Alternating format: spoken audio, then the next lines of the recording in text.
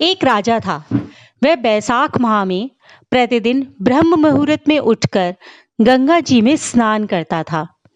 राजा का आदेश था कि मुझसे पहले गंगा जी में कोई भी स्नान नहीं करेगा।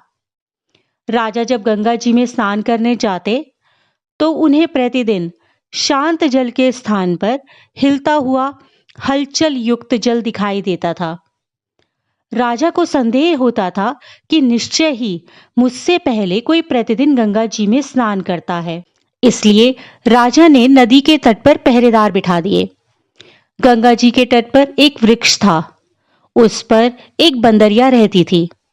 वह प्रतिदिन राजा के स्नान करने से पहले ही स्नान करके वृक्ष पर चढ़कर बैठ जाती थी। इस प्रकार होते होते पूरा बैसाख माह व्यतीत हो गया। किंतु अंतिम दिन राजा के सिपाही ने देख लिया और उस बंदरिया को पकड़कर राजा के पास ले गए और कहा कि यह बंदरिया आपसे पहले प्रतिदिन गंगा जी में स्नान करती है। उधर राजा की प्रतिज्ञा थी कि यदि कोई भी स्त्री मुझसे पहले स्नान करती होगी तो मैं उससे विवाह कर लूंगा। इसलिए राजा को उस बंदरिया के साथ विवाह करना पड़ा। बैसाख स्नान के पुण्य से बंदरिया के गर्भ ठहर गया और 9 महीने पूर्ण होने पर बंदरिया ने राजा से पूछा कि शिशु जन्म के समय मुझे क्या करना चाहिए। तब राजा ने महल में एक घंटी लगवा दी और बंदरी से कहा कि जब तुम्हें दर्द हो तो उसे बजा देना, मैं संपूर्ण प्रबंध कर दूंगा। राजा की अन्य रानियां भी थीं और उनके कोई संतान नहीं थी। बंदरिया के गर्भ का समाचार सुनकर अन्य रानियां मन ही मन उस बंदरिया से ईर्ष्या करने लगीं और भावी संतान का नाश करने हेतु विभिन्न योजनाएं बनाने लगीं। घंटी लगी देखकर एक रानी ने बंदरी से इसका कारण पूछा तो बंदरिया ने संपूर्ण वृत्तांत बता दिया। रानी ने बहकाया कि एक बार घंटी बजाकर तो देख लो कि राजा आते भी हैं या नहीं आते हैं। बंदरी ने घंटी बजाई तो राजा दौड़कर महल में आए और घंटी बजाने का कारण पूछा। इस पर बंदरिया ने उत्तर दिया कि मैंने तो रानियों के कहने पर घंटी बजाई थी। तब रानियों ने कहा, यह तो एक पशु है और न जाने कितनी बार घंटी बजाती रहेगी। इस प्रकार कहकर उन्होंने घंटी को हटवा दिया। कुछ दिनों बाद बंदरी ने शिशु को जन्म दिया। उसने अन्य रानियों से पूछा कि मैं क्या करूं। तब रानी ने कहा कि तुम आंखों पर पट्टी बांधकर सो जाओ। बंदरी के बैसाख माह के पुण्य के प्रताप से एक सुंदर पुत्र पैदा हुआ था। शिशु के जन्म होते ही उसके रोने से पहले ही रानियों ने उसे एक टोकरी में रखकर दासी को दे दिया और आदेश दिया कि तुम इसे नदी में बहाकर आ जाओ। और उस शिशु के स्थान पर एक पत्थर रख दिया और राजा को कहलवा दिया कि बंदरिया ने एक पत्थर को जन्म दिया है। राजा ने सुना तो उसने भी संतोष कर लिया कि जब दूसरी रानियों के संतान नहीं है तो यह तो एक पशु है, इसके क्या संतान होगी। उधर दासी ने उस सुंदर शिशु को नदी में न बहाकर कुम्हार के खंदड़ में रख दिया। दूसरे दिन कुम्हारिन और कुम्हार खंदड़ में आए तो वहां एक सुंदर शिशु को रोते हुए देखा। कुम्हार कुम्हारिन के भी कोई संतान नहीं थी। उन्होंने उस शिशु को भगवान द्वारा भेजी गई भेंट माना और बड़े प्रेम से शिशु का पालन पोषण करने लगे। कुछ बड़ा होने पर बालक को ज्ञात हुआ कि वह रानी बंदरिया का पुत्र है। उसको रानियों ने मरवाना चाहा था। एक दिन वह बालक कुम्हार के बनाए हुए मिट्टी के हाथी और घोड़े लेकर पनघट पर जा बैठा और दासियों को देखकर कहने लगा, आओ रे मेरे मिट्टी के घोड़े, मेरे मिट्टी के हाथी, पानी पियो।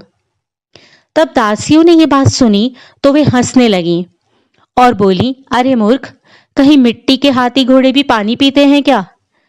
इस पर उस बालक ने कहा कि कहीं बंदरिया के पत्थर जन्म लेता है क्या। उस बालक की यह बात सुनकर दासियों ने जाकर महल में रानियों से यह बात कही। तब रानियों ने दूसरे दिन विष मिलाकर लड्डू भेज दिए और ईश्वर की कृपा से वह जहरीले लड्डू गोंद और बादाम के हो गए और उन लड्डुओं को खाने से लड़के की मृत्यु नहीं हुई। यह समाचार दासी ने रानी को कहा तो रानी ने राजा से कहकर कुम्हार को देश निकाला दिलवा दिया और कुम्हार वन में रहने लगा।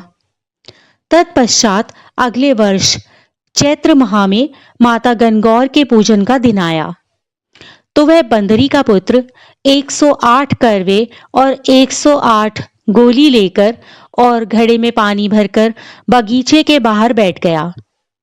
उधर राजा की और साहूकार की पुत्रियां गणगौर बनाने के लिए मिट्टी लेने के लिए आईं और बगीचे में खेलने और झूलने लगी। इस कारण कुछ समय बाद उन्हें प्यास लगी। तब उन्होंने उस बंदरिया के पुत्र से जल पिलाने के लिए कहा तो बालक ने उत्तर दिया कि मेरे पास एक गोली है, उसे खाते जाओ और मेरे चारों ओर फेरे लगाती जाओ, तब मैं तुम्हें जल पिलाऊंगा। इस पर पहले तो कन्याओं ने मना किया, परंतु तेज प्यास लगने के कारण वे मान गईं।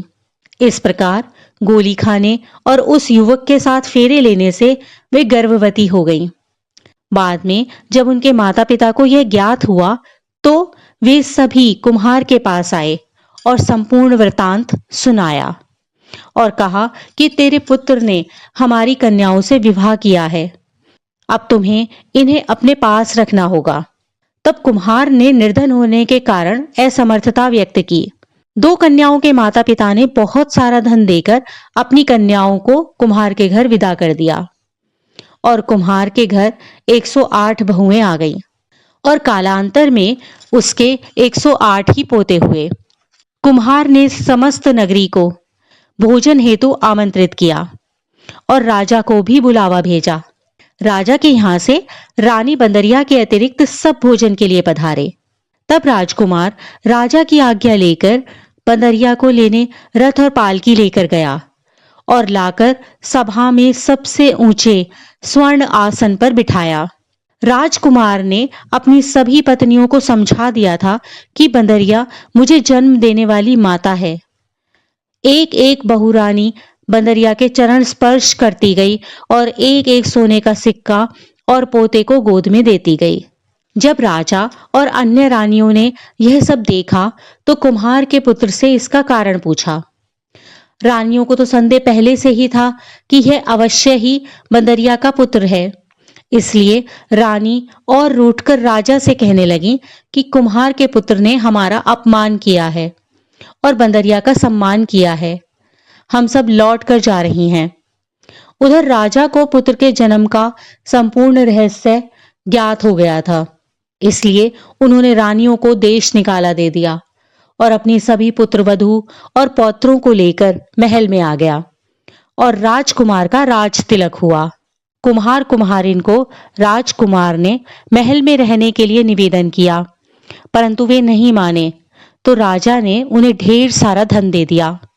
बैसाख स्नान का इतना महत्व है तो सबको बैसाख स्नान करना चाहिए। बंदरी ने बैसाख स्नान किया तो उसे राजा का राज्य, पुत्र, बहुएं सब कुछ प्राप्त हुआ। ईश्वर जैसी बंदरिया को पुण्य मिला ऐसा सभी को देना। इसी प्रकार की अन्य व्रत एवं पौराणिक कथा कहानियों के लिए हमारे चैनल को सब्सक्राइब और शेयर करें ताकि आप भी दूसरों तक इन्हें पहुंचाकर धर्म लाभ प्राप्त कर सकें।